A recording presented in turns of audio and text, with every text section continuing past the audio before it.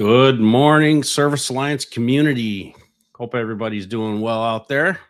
Good morning, Jason. Good morning to you, sir. How you doing?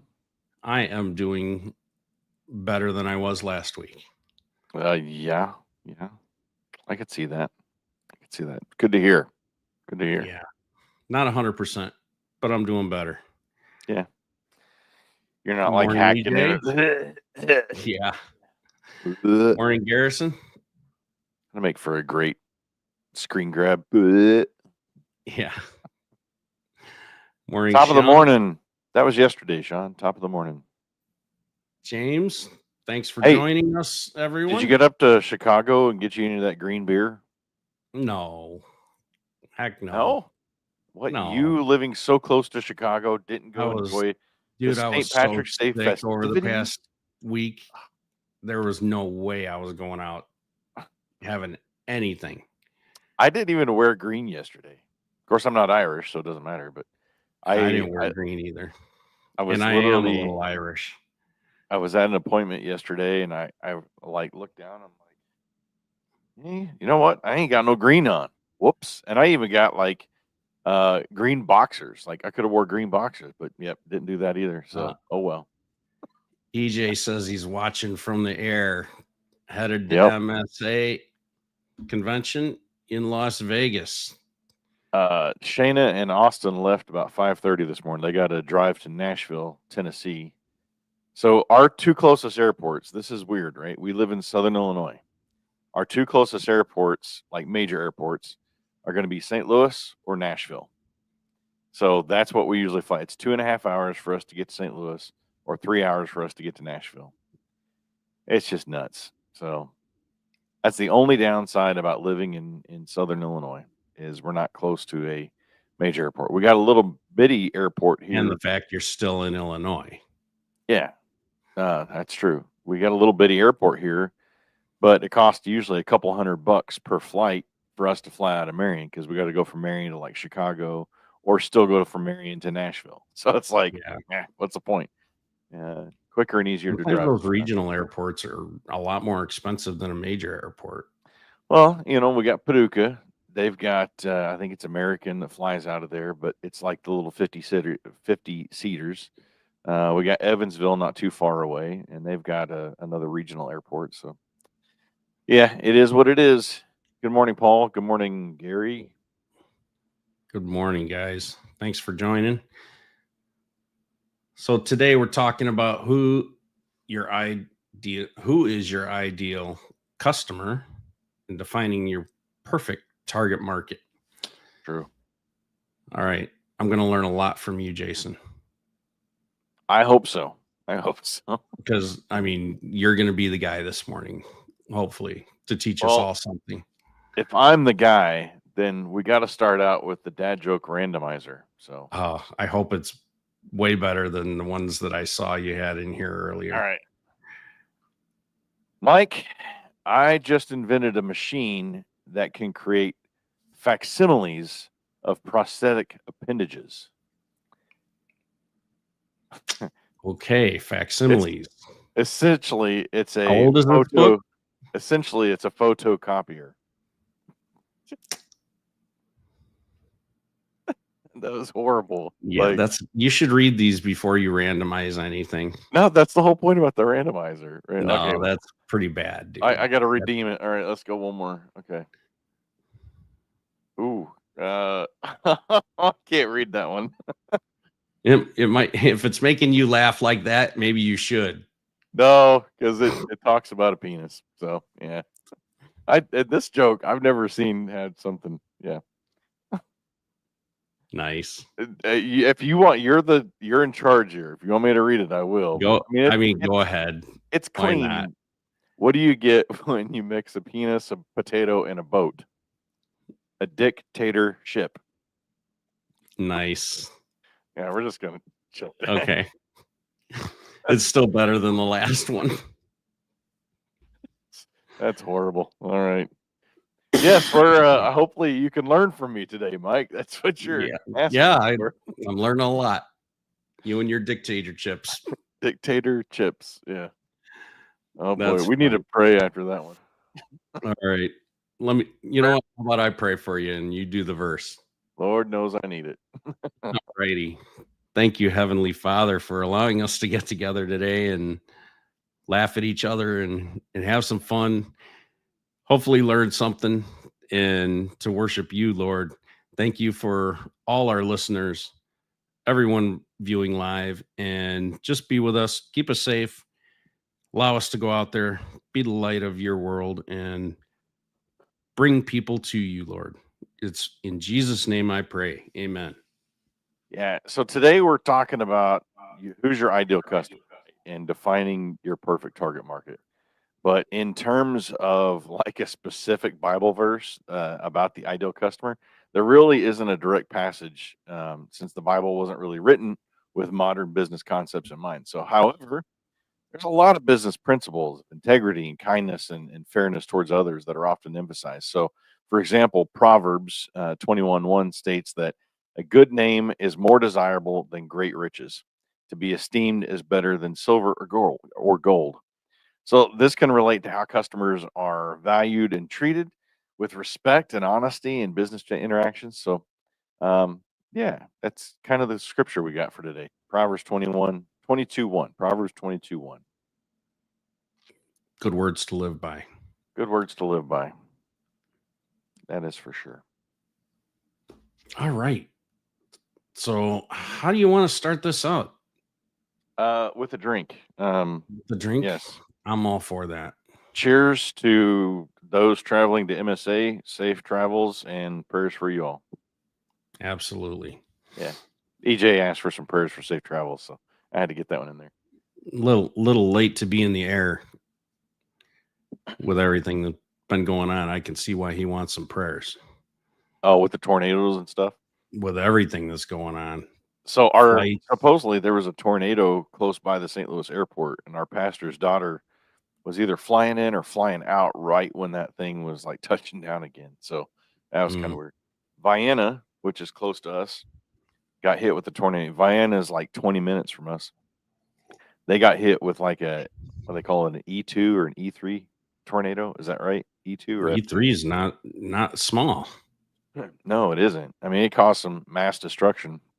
Look up Vienna, Illinois tornado, and you'll see it's not good. It's pretty bad. And then just north of us, about 20 minutes, um, they're saying a tornado touchdown, but nothing's been confirmed so far in like the Cesar area, and a lot of hail. My sister and her family, 2 out of 3 of their cars had hail damage. So thankfully, it went all around us. Yeah. The weather So, here has just been crazy. It's like yeah, we get a 70-degree day and then snow the next day. And we're supposed to have that again this week. I know. Supposed to get it like another inch after having a So 70-degree day today. yeah. Your ideal customer. Now, this one is a fun one to identify. As a service company, I could tell you firsthand, it, it it was a little bit of a trip, right, to kind of learn what our ideal customer was. You got to avoid the serve everyone trap. That's my first piece of advice. You can't serve everyone, you can't please everyone. So just stop trying, right? Trying to serve everyone leads to just inconsistent marketing. It leads to a lot of wasted money, a lot of wasted resources, unqualified leads, and you'll you'll drive yourself nuts trying to please everybody. So that's my first tip is just avoid that serve everyone trap. What a relief off your shoulders when you can do that and Yeah. say no to a customer. I just did that yesterday. I met with somebody and they weren't the right fit. And I just Well, said, we're not the right fit for you. You're not the right fit for us. yeah. Good luck. Have a nice day. But to that extreme, I don't want to say extreme, to that extent, that's the right word, have a backup. So for that customer, I would be pointing them towards somebody that you would rely on. So as an electrician, when somebody come in and they would say, "Hey, I want to get a price from you for doing new construction." Oh, I'm sorry, I would love to do that for you. We actually only do residential electrical service and repair work. What I can do is I can refer you to this electrician and this electrician. They do tons of new construction. They're great electricians. Here's their phone number. Give them a call. So don't just leave them hanging, right? Give them a backup plan. Here's another electrician that I trust. You called me because you trust me or because my ad worked, right? My marketing worked. But I don't serve you because of these reasons. But here's somebody I trust. So if I trust them, you can trust them, right? That's a huge aspect to just don't leave them hanging when they call you, right? But what do you do when you got those weird customers that you just really don't want to do business with? That you're Mm. like, nope, I'm out. Well, for us, well, let me check the calendar. Well, I see here my next availability isn't until June 7th. Now, if you can wait that long, I'll go ahead and get you on the calendar. If you can't, here's a couple other electricians that I highly recommend. They do great work just like us. That's how I would respond to that. How's All that? righty. This sounds good to me. Sounds professional, right? It sounds like I don't like you, but I like you enough that I want to serve you still. And I like these other referral companies Yeah. enough that I'll send them really bad, weird customers. Well, I gotta be careful because I probably got a lot of past customers watching. So it's like You there were never know. some, yeah, there were some that was just like, I don't like you, and I'll send you to my worst enemy. That's the electrician, right? Like, Yeah. Your oh, worst competition. I gotta be careful what I say here because I know I've got customers, past customers that watch this. So, the past customers that watch this, you're the ones that I want to do business because you're the ones that are still friends with me on Facebook today. Well, if they're past customers, you didn't turn them down. So Yeah, right. they didn't fall into that category. Yeah. All So right. when I did identifying your ideal customer, what's another good tip, Mike, that you could share? Identifying, Uh-huh. well, knowing your audience for sure. Yeah. Obviously I'm having a forgive me, I'm fighting a cold and my brain's a little foggy on the meds. So Well, knowing your um audience helps refine your brand. So it definitely does. So thanks for creating a helping me out. sure, creating a clear business identity, right? Um, your service offerings. So in your marketing, you need to be very clear on here's what I do. I am your local residential electrical specialist. If you've got an electrical issue, problem, you need a new circuit, you need something in your home that is already existing, I'm your guy, right? I'm the one that you want to call. If you've got an appliance that's broke down, there's nobody that's going to serve you better than me, right? You have to be specifically clear. If you don't do certain types of appliances, then make sure that's clear in your marketing. I don't know what appliances that may be. To me, if you're an appliance guy, I mean, it's just the same goes for me. If you're an electrician, you think you would do everything. So you got to be clear because Yeah, but there's a lot of your guys that customers, they don't do sealed systems. So Samsung's, LGs might be out of it for yeah, them, you know. Um, and from my end, being a marketing guy, writing content for websites and doing all the marketing stuff for appliance repair companies that maybe don't do sealed systems, that's really hard to convey that, right? yeah, So in some ways, you don't want to put that out there, to be yeah, honest with you. I think that stuff is better handled when people contact you yeah, and you can explain it a little better. I think some people might, if you're real blatant on putting something like that on your website, oh, we don't work on Samsungs or LGs.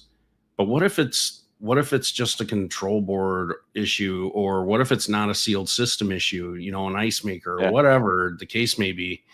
I can You work on don't that. want to turn those customers or veer them in a different direction. So you got to be really careful in your Marketing. messaging when it comes to that, with It's a what good you point. don't do as well.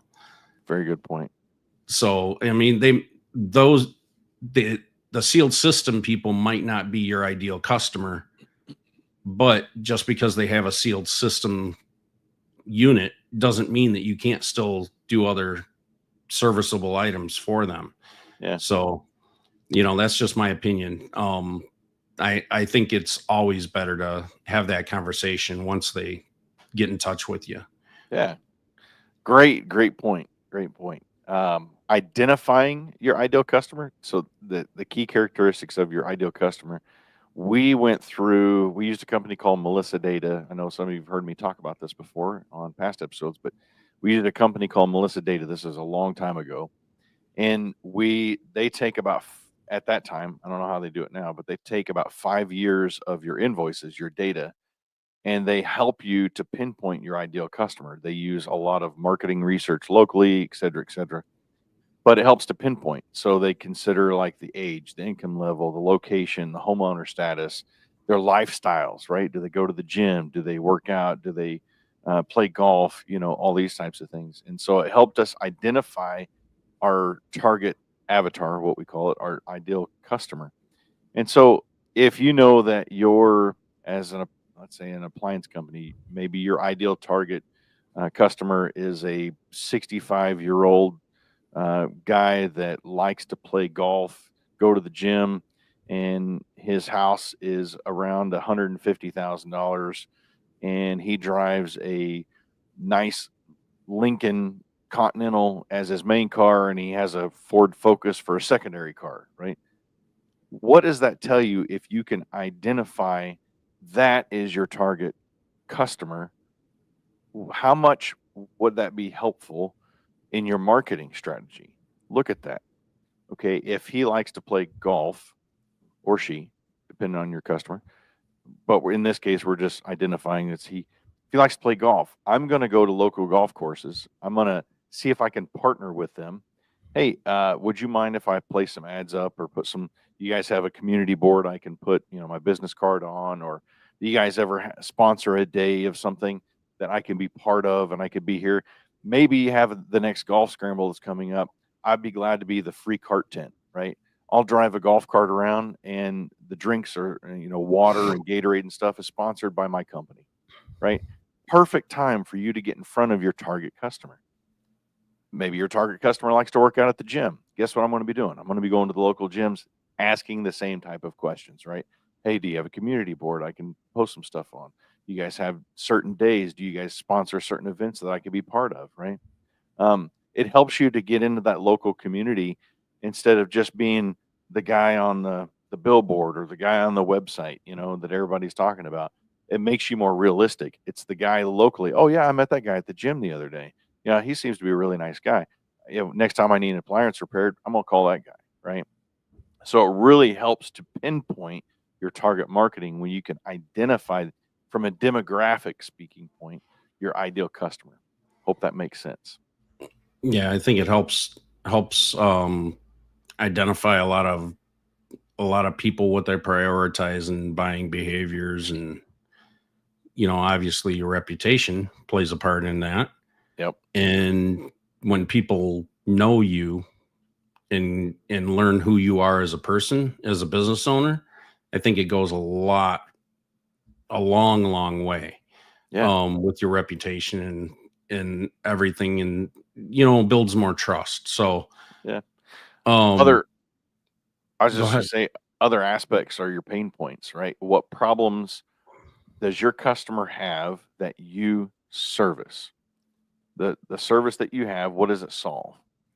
If you're an appliance repair person, what does your service solve? You need to ask yourself that question and then start writing down answers. Are Yeah, what's your they why? Yeah, what's your why? Are they looking Is your customer looking for speed? Are they looking for affordability? Are they looking for that high-end expertise? For me, I always want it to be an experience. When they called me as an electrician, I wanted to give them an experience like no other electrician was going to give them. And so I started acting differently. I started dressing differently. I started looking differently than all the other guys. That's my first step that I did. Then I started pricing myself differently than all the rest of the guys. And then people started asking questions. Well, how come you wear those, the floor savers? I call them shoe booties. Well, I want to protect your home. I'm in and out of a lot of homes during the day, and I just don't want to track anything into your house that, I might have got from the yard or anywhere else. So just want to protect your home. That's the key point. Protect your home. That made me different than the rest because I was wearing these, right? Home service agreements, maintenance agreements, whatever you want to call them. I was one of the first electricians in the area that ever offer those. Why? Because I want to make your home safer, more comfortable. And in the long run, I want to be the guy you call, right? We call it the golden handcuffs, on our side of things. But to the customer, it's that peace of mind that I'm paying you something. I know that you're going to be my electrician. You're going to do the best job that you can. And that set me apart from all the rest of the electricians, right? Your buying behavior is a big one too. Does your customer, do they prioritize price? Do they care more about your reputation, your availability, your guarantees? What influences their purchase decisions? If they're prioritizing price, they just want the cheapest guy. I'm not your customer, or I'm not your electrician, right? I don't want to be the guy because I'm not going to go out there and compete on price alone. I compete on value is a big part of mine. Reputation is huge to me, and I think a lot of you will agree that getting those Google reviews, getting video testimonials put on YouTube and sharing those on your social media, the reputation is a big key component. And in today's market, like, reviews are like the next currency for marketing, it seems like, Oh your yeah. availability. Are you available 24/7? If you're not, don't advertise it. Don't advertise, oh, I'm the 24/7 electrician. When they call you at 6 p.m., you're like, oh, yeah, I can't make it till tomorrow morning because I'm getting ready to eat dinner. They don't want to hear that. They don't care. They see you're 24/7. So I called you at 6 p.m. I don't care. You're at the end of the day. So what are you marketing? Right? And make sure you're following up with that. Your guarantees are huge. I had some of the best guarantees in my area. Everybody's like, oh, yeah, I give you a 1-year guarantee. I wanted to be better than that. So I started a 2-year guarantee. I want to be better than everybody else. I had a few guys go to a 3-year guarantee. So guess what I did? I jumped mine up to a 5-year guarantee. Then eventually I was a 10-year guarantee. I had 10-year warranty on all my work. If you're a That's home crazy. protection plan, if you're a home protection plan member, then you're a lifetime warranty as long as you're a home protection plan member. Anything I do for change out a panel. But think about that. In my world, in especially, very rarely, if you do a job right in my world, very rarely do you have to go back and actually fix Well, something. and you're doing things that don't involve, moving parts, Motors and motorized. compressors. Yeah, exactly. Now the So, heating I and mean, air that's a world, little different. heating and air world was totally different. We got into that. Like putting a 10-year warranty. I mean, a lot of the manufacturers gave you 10-year warranties on their parts and equipment, but to guarantee labor for 10 years, that was almost unheard of in the heating and air world or the electrical world. So Yeah. think about that for your appliances. What kind of warranty can you give that's going to set you way apart from your competitors? I could That's see that another. being more in a maintenance plan than just a standard, Yeah. warranty. Yeah. Um, I know in the but appliance world, it's typical 60, 90 days type of thing or 30 days. But what if you gave 180 days? What if I gave you a 6-month warranty on this? How or does that or set a you apart? year. Yeah, or a year. What's the likelihood that that part is actually going to fail within the next year? And even if it does, I'm going to be able to get back in your door. We're going to talk about a lot of stuff, right? So, um, what sets you apart, especially warranty? I think warranties are huge when it comes to setting you apart. Absolutely. So let's talk about refining your messaging along with that. Hmm. How do you promote yourself with the warranties if you're gonna have these extended warranties, Yeah. and that's gonna set you apart from your competition. um let's talk about studying your competition for a second and analyzing what they offer and what they don't offer. Yeah. um Trying to identify those gaps and opportunities is really valuable because that's what can set you apart. But then how do you promote that? Hmm. And you need to learn how to refine that in your messaging, and you need to actually state that. Don't just state what your warranty is. State what makes you different from everyone else in your market. Um, when I onboard a client, that's one of the things that I specifically ask them is what sets you apart from everyone else. Mm-hmm. And some people just say, "Oh, customer service." And it's like, no, it's not. That doesn't set you apart. What really sets you apart? What do you do different that no one else is doing? Yeah. And it causes a lot of my customers to think, like, okay, maybe I should be doing something more because I am doing the same stuff that everyone else out there is doing. Yeah. Everyone thinks that they're a king and everyone thinks that they're different when they're really not. So really, really study your competition and then make sure that your website, your ads, your social media, everything speaks to that and Yeah. market why you're different. Put it out there and then promote the hell out of why you're different. Um, I mean, you could actually cause your competitors in your market to start copying you, and then you won't be that much different. But Yeah. that's the biggest form of flattery is being copied. Yeah. And that's what you want. You want to be a leader in your market. So do things that are different that make you stand out. Being different doesn't mean that you're doing stupid things or weird things. It just means that you're doing things that make you stand out above Mm-hmm. all the rest. Yeah. And when you do that in a conscious, strategic way, don't just do it without thinking about, how this is going to affect your business. We don't want you going out there and doing things just to be different that are going to negatively affect your business. Obviously, you need to be strategic about it. But Mm-hmm. if you're not analyzing your competitors and knowing exactly what they do and don't do, you can't figure out what you can do to stand out. Be Yeah. creative on that and then Yeah. market the hell out of it. Yeah. I To follow up with that and make sure you're on the right channels for marketing. Um, a lot of times you got to, especially when you're starting out, you got to just kind of test things, figure out what's working where. We tried billboards, they didn't work for us. For us, we tried radio, we broke even. What we spent was what we literally got in. It was good top of mind awareness because we still had customers 2, 3 years after the fact. Well, I heard you guys on the radio, so thought I'd call, and that was like 2 years ago. They called. I was like, okay. Um, so some things have more top of mind awareness that last for a while. You don't necessarily get a good return on it then, but it's something that keeps your name out there for a while. Um, Social media, SEO, I mean, you definitely got to invest in those things. I'm on with my office help, we're on all the different social media channels right now.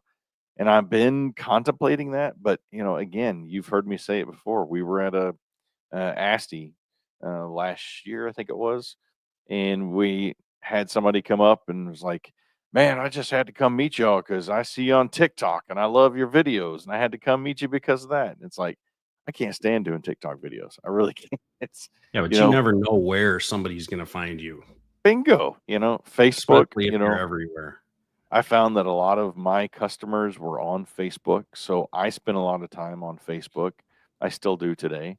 And personally, they would follow me. I had more personal followers that were my customers than our Facebook page did because they tend to like and follow you more than your business. And you got to realize that. So you have to be very careful what you post on your own personal stuff because your customers will see that. Um, LinkedIn, if you're not on LinkedIn, it's a good business to business type of thing. If you like doing rental, uh, property work type of stuff, there's a lot of property managers that are on there looking for people. A lot of businesses, if you're looking to hire, LinkedIn is a great one to try to find new candidates, especially if you're going to be looking for the upper tier management type, for your office or for, managers. I think LinkedIn's a really good place to start. So make sure you got a LinkedIn profile and make sure it's optimized, up to date information. Yeah, I want to address a point. Andrew's asking, why raise the bar when it's set so low? Why not just do the bare minimum with a smile? I honestly don't know how to answer this in a nice way. I mean, if the bar's low and you don't have to do much and you just want to skate through with a smile, you're going to be no better than the rest, and you're going to be easy to beat when someone else comes into that market and wants to do it right. That's you're no better than any of the rest. If you set the bar really high and you work hard to attain that, and you put such a distance between you and your competition, it's just going to be that much harder to catch you. And you're the one that's going to stand out in the market the most, and you're going to be the one. So that's why you should set that bar high. That's just my opinion. Why not? Yeah. I mean, why be average in this world? Yeah. I mean, Andrew, that's a great question. It really comes down to the deeper value of going beyond just the bare minimum. Everybody's doing the bare minimum, like Mike said. So while doing that bare minimum might fulfill just that basic requirement, raising the bar often results in a more meaningful and impactful experience. I talked about experience earlier. Exactly. I want people to have an experience that they remember as an electrician. I don't want to just go in and do the bare minimum.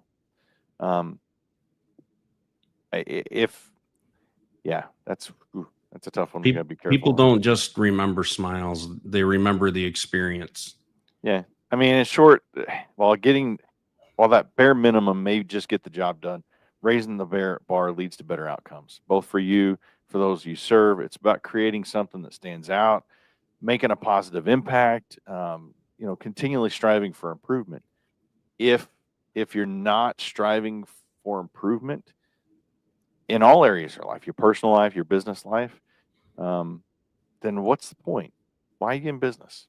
I mean, you got to have a sense, go work for somebody else. Sense of pride in what you do, and sense of pride in what you're building, and a sense of pride for your customers, that you are the one that's out there servicing them better than anybody else can. And I mean, that's a really positive momentum for you as a business owner to strive for. And it's going to keep you going. It's going to keep pushing you forward. And once you're at that level and you're gaining the momentum of that, it's like it just steamrolls over all your competition. Yeah. And there's no stopping you. And then everybody's referring you. I will say there were times that, because of burnout, all I wanted to do was just the bare minimum with a smile. And that was tough. We all get there. But it's pushing beyond that and knowing that I wanted to stay in business and knowing that I wanted to create a better experience. So pushing beyond those days, that's the tough days, man. Those are tough days to have. So, yeah. Absolutely. All right. Develop service offerings that fit. Let's talk about that real quick. Customize your pricing. We talked about warranties and service packages to align with your ideal customers' expectations. I talk to so many different people on a daily basis in the appliance industry, and I'd probably say only half are probably doing service packages. And some people are struggling. Some people are just trying to figure it out. How can they do better? And they're approaching me to talk to me about getting them more leads and doing these things. And I started asking them questions like, do you offer service packages? Do you what things besides hiring someone like me are you doing that's going to help your business? Dive into service packages. What do you mean by service pack? I can hear a lot Like of people saying, "What does that mean, service package?" service packages, as in, recurring income. Your recurring, basically like a subscription package for your customers that could be like almost like your own home warranty for their appliances. EJ's doing this pretty well. Yeah, And Gasper's it's started doing working. this as well. There's quite a few people that are out there doing it and have their own versions. There's no such standard way of doing it. Everybody does something different. Yeah, But I'm starting to see that more and more people are doing it in the appliance industry, and it it appears that it's definitely more stable. It mhm, gives them more predictable income. It gives them more peace of mind in running their business, and they're really not having that hard a time selling them, is what yeah. you would think. Um, there was a lot of people that are leery about selling things like that, but people actually want that, You, and I'm otherwise nobody be able to sell them, right? I'm gonna put a little plug in here. You know, the easiest place to sell these Where's is that? right the first initial contact with the CSR. So we sell a lot of EJs and Gaspers uh, maintenance agreements over the phone first time because of the way EJs has it set up. There's specific discounts that they get from the very moment that they sign up with the plan. So the best place to sell it is with your CSR, your office person, whoever's answering your phone. They can set that little what's the word I'm looking for? Uh, Plant the seed.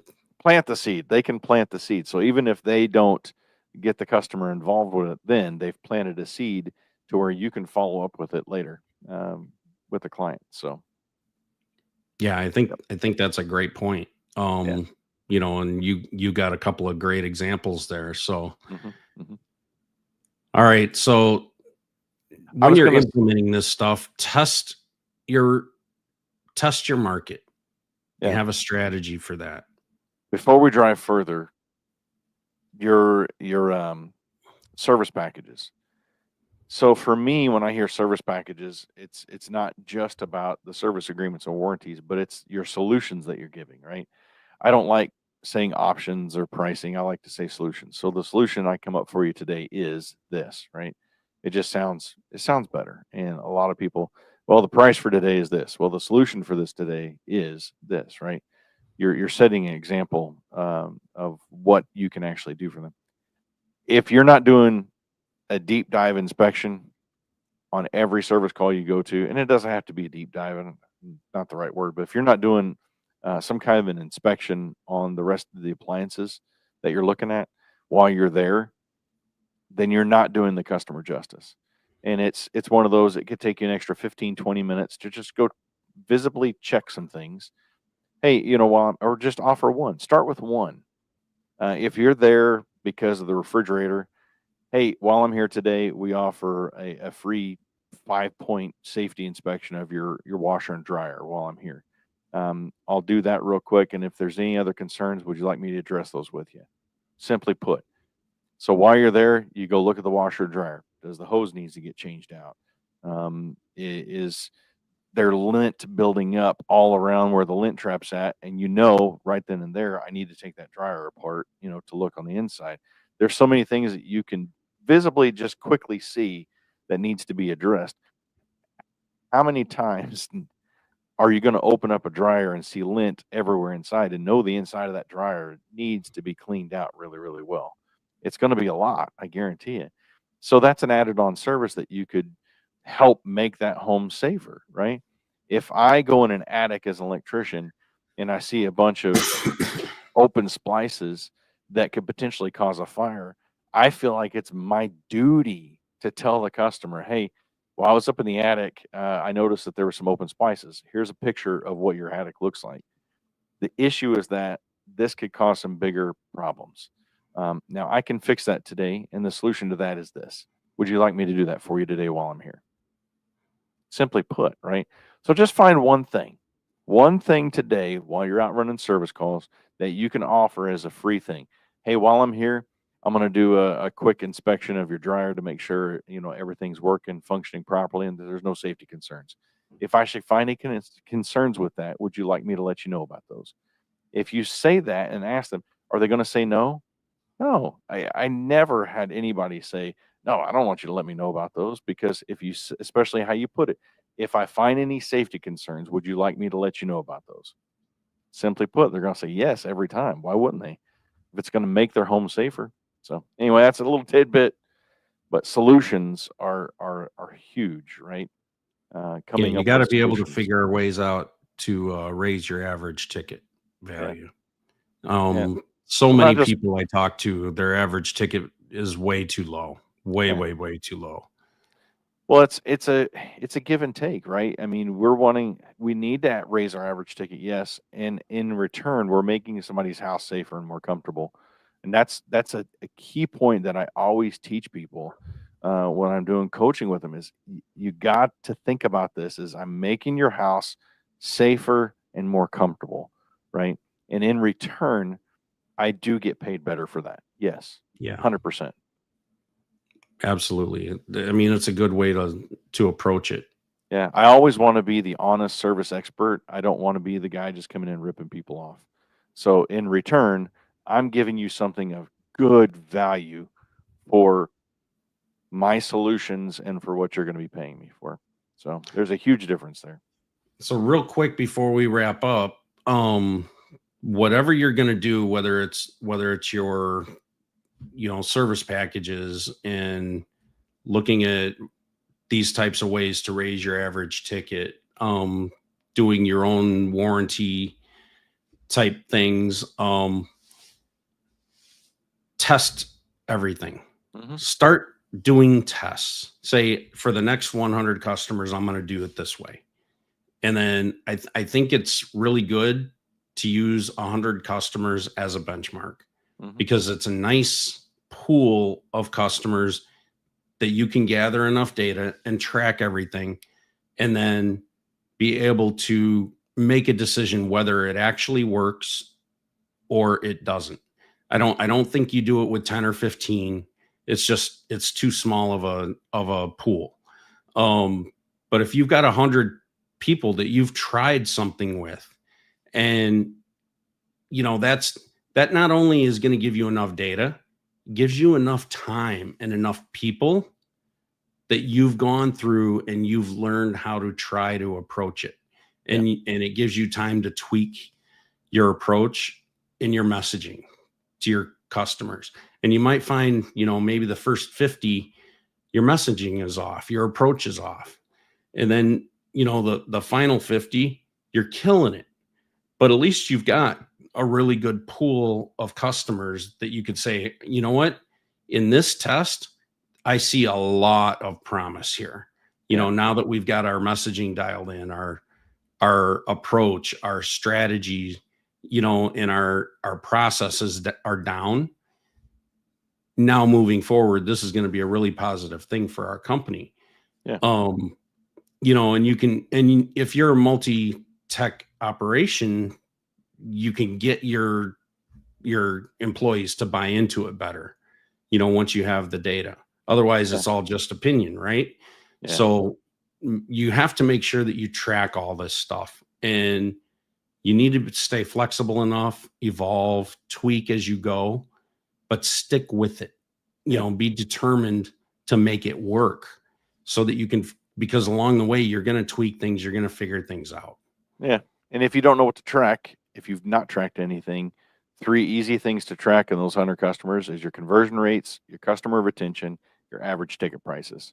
And Yep. that's going to help you determine if you're attracting the right people. So, man, I think today's been a great episode. We went over quite a bit, but I think there's a lot Yeah. of great meat in here. So if you're just tuning in, be sure to rewatch this, take some notes, and pay the fee. Simply put, it's very cheap to pay the fee. All you got to do is simply like and subscribe, share what you've seen with, if you like the Appliance Marketing Pros, not if you do, help us pay the fee by liking Appliance Marketing Pros, my office help, and the Service Alliance group on all the different social media platforms, including YouTube. Be sure to go subscribe there too. So, Mike, we got a mastermind coming up in April, it looks like.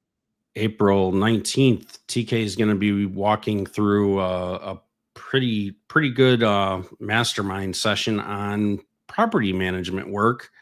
He's killing it with property management. Every time I talk to that guy, he's just, killing it with property management. He stays busy, multi-tech operation, and they do a ton of property management work. I talked to him yesterday, and he was on his way to a property manager job. So cool. He said, yeah, I'm making, it was like $170 something service call for a property manager. So, I mean, he's not making stuff up with what he's going to be talking about. He's got a lot of experience in this. So cool. If you're an all access member of Service Alliance Group, you are not going to want to miss this one on April 19th. So cool. We look forward to seeing everybody, and we'll see you next week. Have a good one. Thanks for tuning in to the Service Alliance Group podcast. Make sure you visit our website at servicealliancegroup.com for home service business resources.